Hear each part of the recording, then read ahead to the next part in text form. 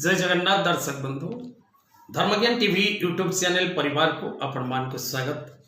जो मित्र माने हमर चैनल को लाइक शेयर और सब्सक्राइब करिनांती से माने लाइक शेयर और सब्सक्राइब करबा को कदापि भूलंतु नहीं।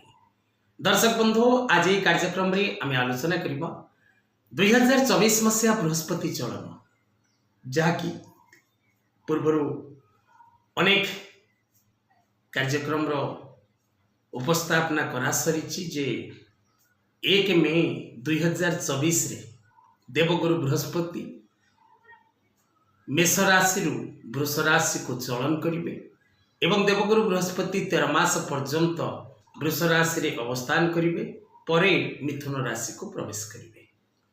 13 मास रो समय 3 गोटी नक्षत्र कृतिका रोहिणी और मृगशिरा ए 3 गोटी नक्षत्र रे 4 मास 10 दिन लेखा प्रत्येक नक्षत्र रे देवगुरु बृहस्पति अवस्थान करिवे। तेबे बृहस्पतिंकर गोचर बा बृहस्पतिंकर चलन वृष राशि व्यक्ति विशेष मान जीवन रे कि प्रकार रो शुभ एवं अशुभ फल प्रदान करिवो एवं क्यों क्यों दिग प्रति विशेष करी वृष राशि व्यक्ति विशेष माने सचेतन रहिबा दरकार एवं क्यों दिग प्रति से माने ध्यान दबार आवश्यकता रही। कारण ज्योतिष शास्त्र हिसाब रे जीवे द्वितीय धनधान्य लाभ सुतार्थ लाभ नवपंचकेशु। ज्योतिष शास्त्र अनुसार द्वितीय भाव रे बृहस्पति रहिले जेपरि धनदान करंती लग्न भाव रे बा प्रथम भाव रे जदि देवगुरु अवस्थान करंती तेबे व्यक्ति वनवास तुल्य दुख बा कष्ट भोगी थाए। जन्म गुरु अवस्थारे स्वयं भगवान रामचंद्र वन गमन करथिले बा वनवास करथिले। तेणु दर्शक बंधु विशेष करी वृष राशि वृष लग्न एवं जो मानकर नामर आद्य अक्षर वृष राशि अंतर्गत से माने 13 मास पर्यंत सावधान रहिबा सतर्क रहिबा रो आवश्यकता निश्चित रही। कारण अणदेखा करिबा बा न मानिबा बा हे ज्ञान करिबा व्यक्ति विशेष निश्चित जीवन में दिने ना दिने दुख कष्ट भोग करे एथिरे कोनोसी संदेह नहीं। तेणु प्रत्येक कथावस्तु को ठीक भाव रे बुझंतु बुझी न पारिले तले दिया जाइथिबा नंबर रे पचारंतु एवं निजर जातक परामर्श करी उपयुक्त कार्य करने को चेष्टा करंतु। बृहस्पति चलन 2024 वृष राशि किपरि रहिबो भाग्य एवं भविष्य विशेष कर दर्शक बंधु वृष राशि को देवगुरु बृहस्पतिंकर गोचर वृष राशि रे 13 मास रहिबे देवगुरु बृहस्पति एवं वृष राशि 3/2 4/2 5/2 कृतिका रोहिणी मृगशिरा नक्षत्र व्यक्ति विशेष मानकर कौन रही 13 मास भविष्य फल से विषय रे आज उपस्थापना। दर्शक बंधु देवगुरु बृहस्पति वृष राशि रे अवस्थान करी 3टी दृष्टि रे देवगुरु बृहस्पति 3टी दृष्टि पंचम सप्तम और नवम ए 3 गोटी स्थान को देवगुरु बृहस्पति निज उपस्थिति स्थान ठारू ए 3टी दिग को बा स्थान को देखते। तेणु आपणकर पंचम और सप्तम और नवम स्थान होची आपणकर शिक्षा संतान मान सम्मान व्यवसाय भाग्य क्षेत्र रो सारांश। तेणु आपण विशेष करी निजर कर्ममय जीवन मध्य आपण सदा सर्वदा व्यतिव्यस्त रहिबे। कारण बृहस्पति आपण जन्म जातक पाई अष्टम और एकादश भावर स्वामी लग्न भाव रे बा प्रथम भाव रे अवस्थान करिसेंती।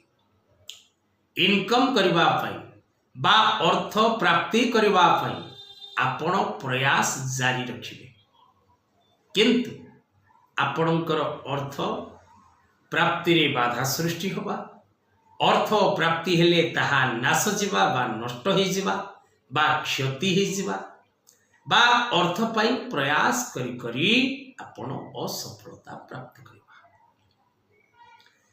13 मासर समय वृष राशि व्यक्ति विशेष मान एथिपाई कष्टप्रद रहिबो, कारण वृष राशि राशियाधिपति शुक्र, जन्म बृहस्पति अशुभ कारक, बृहस्पति वृष राशि रे शत्रु क्षेत्रयुक्त। तेणु वृष राशि व्यक्ति विशेष माने आत्म विचलित रहिबा, आत्म चिंतन मध्यरे रहिबा, आत्म अशांति मध्यरे रहिबा, आत्म पीड़ित मध्यरे रहिबार समय भोग करिवे। अनेक चिंता आपन को कष्ट देव, अनेक विषय वस्तु उपरे आपन तर्जमा करिवे, अनेक विषय वस्तु को नहीं आपन मानसिक कष्ट भोगिवे, अनेक बड़न आपन को ऊपर पड़िबो, अनेक परिश्रम करिवे किंतु सफलता लाभ करि परिबे नाही, रोजगार करबा पई प्रयास करिवे अर्थ लाभ करि परिबे नाही, रोजगार करी किछि अर्थ रोजगार कले ताको सेविंग्स करि परिबे नाही, कोनोसी प्रकार रो फाइनेंशियल सेक्टर रे डेवलपमेंट करिवार योजना आपण प्रस्तुत करिवे, सेथि पई आपण कार्यरत रहिबे किंतु पूर्ण मात्रा रे सक्सेस आपण हे परिबे नाही। विशेष करी बृहस्पति आपणकर जन्म जातक रे प्रथम भाव रे, तेणु बृहस्पतिंकर दृष्टि हिसाब रे पंचम सप्तम और नवम दृष्टि जो रहुची आपणकर पंचम स्थान को, सप्तम स्थान को, नवम स्थान को, आपण कोनोसी धार्मिक कार्य जदि करुथांती, लोकसेवा कार्य जदि करुथांती, कोनोसी प्रकार धर्म संस्था सहित जड़ित बा धार्मिक व्यवसाय जदि करुथांती बा शिक्षा संबंधी कोनोसी कार्य करुथांती बा एडमिनिस्ट्रेटिव सेक्टर रो किछि कार्य करुथांती, तेबे आपण को किछि मात्रा रे से स्थान रे सक्सेस मिलिवार चांसेस क्रिएट हे पारे।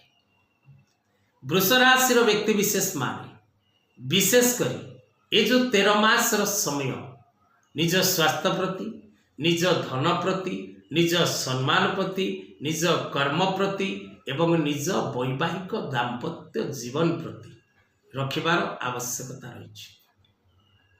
स्वामी स्त्री संपर्क में मतभेद हवा, स्वामी स्त्री संपर्क में विवाद देखा दबा, स्वामी स्त्री मध्य रिलेशनशिप रे अंडरस्टैंडिंग कमी आसीबा, पिलामानकर स्वास्थ्य को नहीं आपण मेंटल डिप्रेशन को जीवा, चिंतित रहिबा, पिलामानकर स्वास्थ्य खराब रहिबा, निज प्रति कौनसी प्रकार मान सम्मान प्रति विपद सृष्टि हुआ।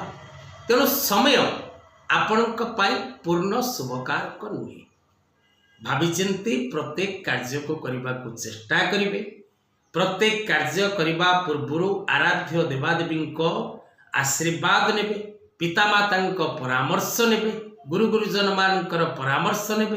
तेणु कर्मक्षेत्र, व्यवसाय क्षेत्र, शिक्षा क्षेत्र एवं वैवाहिक क्षेत्र प्रति सावधान रहिबार आवश्यकता रही। प्रत्येक दिन लक्ष्मी नारायण पूजन करंतु, नारायणकर दर्शन करंतु, नमो भगवते वासुदेवाय मंत्र पाठ करंतु, हलदी जल रे स्नान करंतु, पीत पुष्पराग रत्न धारण करंतु, ज्योतिष परामर्श अनुसार त्रिशक्ति त्रिदेव कर्म बाधानाशक जंत्र कवच यूज करंतु। आज कथा वस्तु को एटी रखिबा। जय जगन्नाथ।